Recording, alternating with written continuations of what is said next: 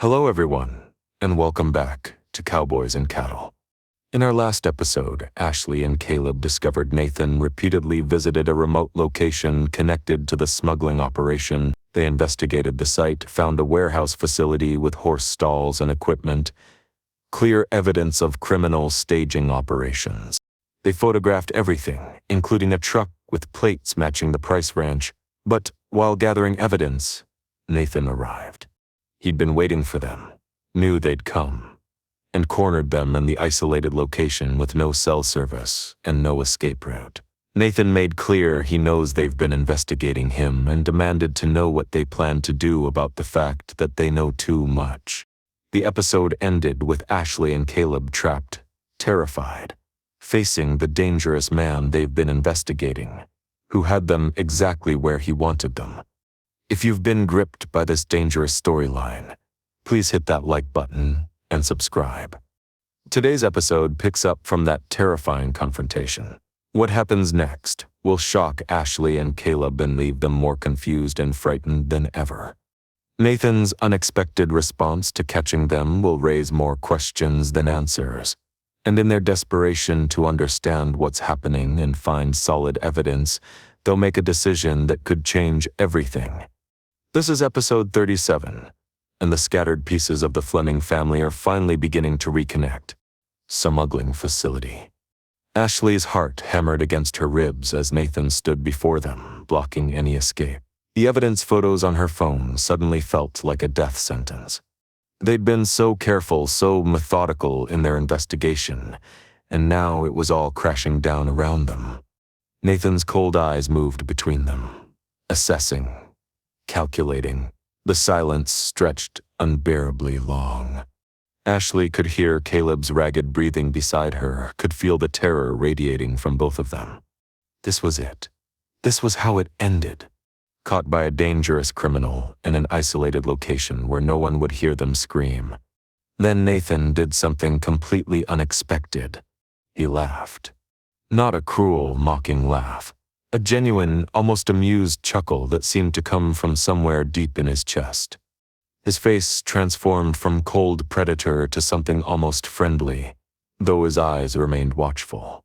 You two, I have to admit, you're more persistent than I expected. Ashley and Caleb remained frozen, not understanding what was happening. Nathan shook his head, still chuckling softly. I've been watching you for weeks. The questions, the snooping, the way you look at me when you think I'm not paying attention. And now here you are, at one of my facilities, with cameras full of evidence. He gestured toward Ashley's phone. You've done quite a thorough job, really. I'm almost impressed. What are you going to do to us? Nathan's laughter faded, the strange, almost friendly expression remained. He stepped to the side, clearing the path toward the gate and their vehicle beyond. Go. Ashley blinked, certain she'd heard wrong. What? Go. Leave. I'm not going to hurt you. They didn't move. This had to be a trap. Some cruel game where he'd let them think they were escaping before doing something terrible. Nathan noticed their hesitation and smiled. A cold smile that didn't match his seemingly generous offer. I'm serious. You can leave. Go, right now. Why? Why would you let us go? Because I'm not a monster, Caleb, despite what you clearly think of me. He took another step back, making the path to escape even clearer. Consider this a warning. His expression hardened slightly. Next time won't end so friendly. Do you understand? Ashley nodded quickly, grabbing Caleb's arm. They needed to leave before Nathan changed his mind. Whatever game he was playing, they couldn't afford to question it right now. They moved toward the gate, walking quickly but not running, terrified that any sudden movement might trigger a different response. Ashley's back felt exposed, vulnerable, expecting at any moment to hear Nathan coming after them. But he didn't follow. He just stood there by the warehouse, watching them with that strange half-smile. As they reached their vehicle and climbed in with shaking hands, Caleb started the engine and drove away, not looking back. In the rearview mirror, Ashley could see Nathan still standing there, a solitary figure, watching them leave. Neither spoke, until they were miles away from the facility. What the hell just happened? I don't know. I don't understand any of it. He caught us. He had us cornered. Had us cornered. He could have done anything to us, and no one would have known. Why let us go? Ashley's mind was racing, trying to make sense of Nathan's behavior. Nothing about it fit the profile of a dangerous criminal protecting his operation. He's planning something worse than whatever he could have done to us at that facility. Like what? I don't know, but think about it. If he hurts us or makes us disappear, people ask questions. Amy asks questions. The FBI asks questions. But if he lets us go with a warning, Then what? We're still a threat to him. We still have evidence on your phone. evidence that proves we were trespassing on private property, evidence that could be dismissed as speculation without other corroboration. And if we try to use it against him, he can claim we broke into his facility illegally. The realization was chilling. Nathan had let them go because keeping them alive and discredited was more useful than making them martyrs, whose disappearance would trigger investigations. So he's playing a longer game, making us look like paranoid criminals instead of legitimate investigators. And warning us that next time will be different. If we keep pushing, if we don't take the hint and back off, then he'll take more permanent action. They drove in silence for several more minutes, both processing the implications of what had just happened. They'd escaped physically unharmed, but they'd also been completely outmaneuvered. Nathan knew they were investigating him, knew they had evidence, and had calculated that letting them go was the smartest move. That kind of cold, strategic thinking was more terrifying than simple violence. Ashley and Caleb's property. For the next few days, Ashley and Caleb didn't go near Heartland. They couldn't face Nathan after what had happened. Couldn't pretend everything was normal while knowing he was watching them, assessing whether they'd taken his warning seriously. They reported everything to Agent Morrison through the encrypted channel though. The confrontation, Nathan letting them go, his warning to stay out of his business. The FBI's response was measured but concerned. This is significant development. Nathan Price knows you're investigating him but chose not to eliminate the threat directly. This suggests he's either confident you can't hurt him, or he's planning to neutralize you through other means. Either way, you need to be extremely careful. Do not approach any of his properties again. Do not engage with him directly. Maintain your cover as Amy's friends, but avoid situations where you're alone with Nathan. The instructions felt inadequate. They'd been caught, warned, and released, and now they were supposed to just continue like nothing had happened? We can't keep doing this. Nathan knows. He's watching us. Every time we go to Heartland, we're walking into his territory. But we promised, Jack. We promised we'd protect Amy and find evidence against Nathan. And we found evidence. But Nathan's always one step ahead. He anticipated we'd search his belongings at Heartland. He anticipated we'd investigate the warehouse facility. He's been playing us this whole time. They sat in their living room, both exhausted from days of fear and confusion. The investigation felt stalled, dangerous, and increasingly hopeless. We need help, real help from someone who knows Nathan, who's seen through his mask before. And Treasley looked at him, understanding dawning. Lou. Lou found evidence against Nathan before she was driven away. She saw through him when Amy couldn't. If anyone knows something we don't, something that could actually bring him down, it's her. But we don't know where she is. Amy doesn't know. Lisa doesn't know. Then we find out, we contact Lou, tell her what we know, find out what she knows. Maybe together we can build a case strong enough to actually stop Nathan. It felt like grasping at straws, but it was better than sitting here waiting for Nathan to make his next move. Lou was family. Lou had tried to protect Amy before. If they could reach her, convince her to share what she'd discovered, maybe they could finally turn the tide against Nathan. How do we find her?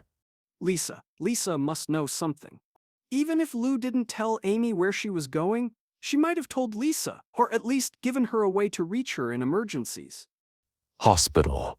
They drove to the hospital where Jack was still recovering.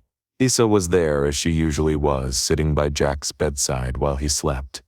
She looked tired, worn down by weeks of caring for her sick husband while watching his family fall apart around them.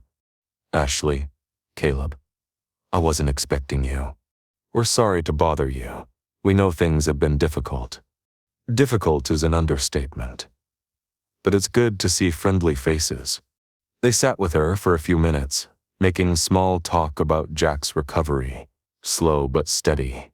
The doctors said he was getting stronger every day, though the emotional trauma of learning about Lou's departure had set him back somewhat.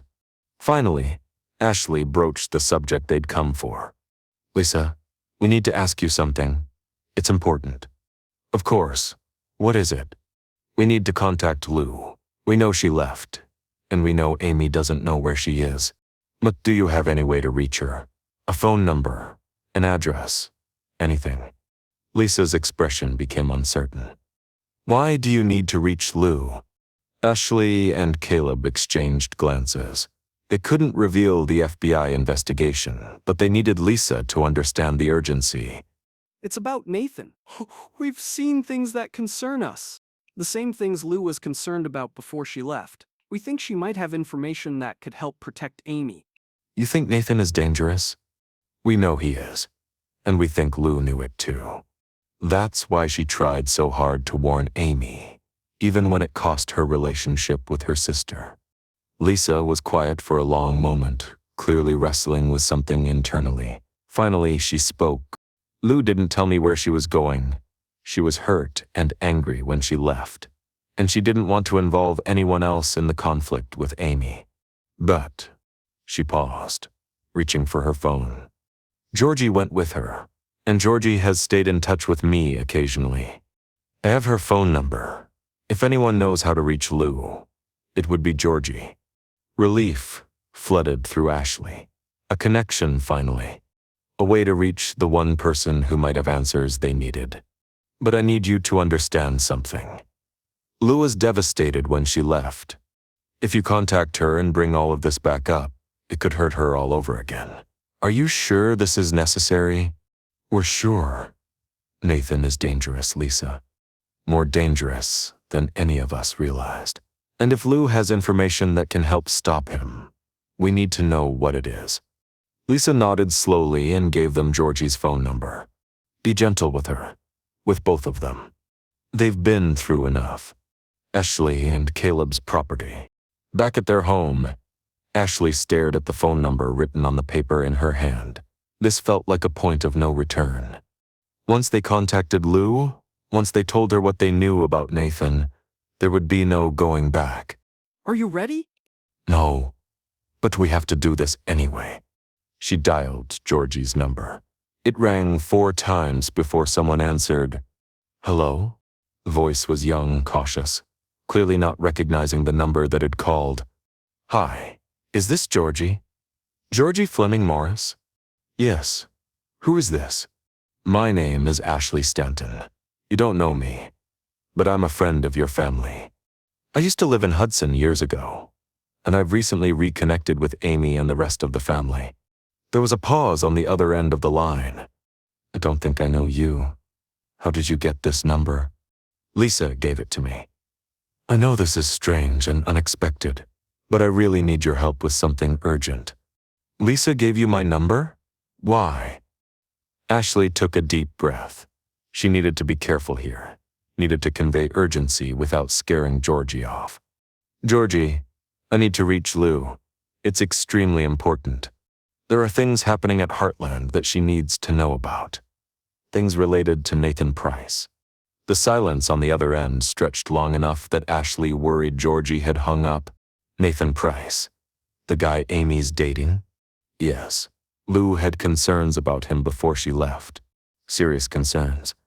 I need to talk to her about those concerns, and I need to tell her what we've discovered since she's been gone. What have you discovered? I can't explain everything over the phone, but please believe me when I say this is urgent. Lou tried to protect Amy before, and now we're trying to do the same thing. We need her help. Another long pause. Ashley could hear Georgie breathing, thinking, deciding. Mom doesn't want to talk about Heartland. She's been trying to heal, to move on from everything that happened. Bringing this up again. Georgie, Amy might be in danger, real danger. We wouldn't ask if it wasn't absolutely critical. Ashley had put the phone on speaker so Caleb could participate. His voice seemed to carry weight with Georgie that Ashley's hadn't. Who else is there? I'm Caleb Odell, Ashley's husband. We've been trying to help Amy, but we've realized we can't do it alone. Lou is the only person who saw through Nathan before anyone else did. We need to know what she knows. Georgie was quiet for several seconds. When she spoke again, her voice carried a different tone, more decisive. Okay, I'll give you her number. But I'm going to call her first, and tell her to expect your call. Don't contact her until tomorrow morning. Give her time to prepare. Thank you, Georgie. Thank you so much. Don't thank me yet. Lou might not want to talk. She's been through a lot because of Nathan Price and Amy's refusal to believe her. Opening all of that up again might be too painful. We understand. We'll be gentle. We just need information, not to cause her more pain. Georgie gave them Lou's phone number, made them promise again to wait until the next morning, and ended the call. Ashley and Caleb sat staring at the phone number written beneath Georgie's. We have it. We can actually reach Lou. Tomorrow morning, we will call her tomorrow and tell her everything. Everything? Including the FBI investigation? Everything! If Lou is going to trust us, if she's going to share what she knows, we can't hold anything back. She deserves the full truth. The night passed slowly. Neither of them slept well, their minds churning with anticipation and anxiety about the conversation to come.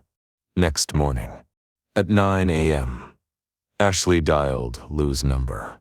Her hands were trembling slightly. This conversation could change everything. Or it could lead nowhere. They wouldn't know until they tried. The phone rang twice before someone answered. Hello? Her voice was cautious, guarded. Georgie had clearly warned her the call was coming, but that didn't mean Lou was ready to receive it. Lou? This is Ashley Stanton. I called Georgie yesterday about reaching you.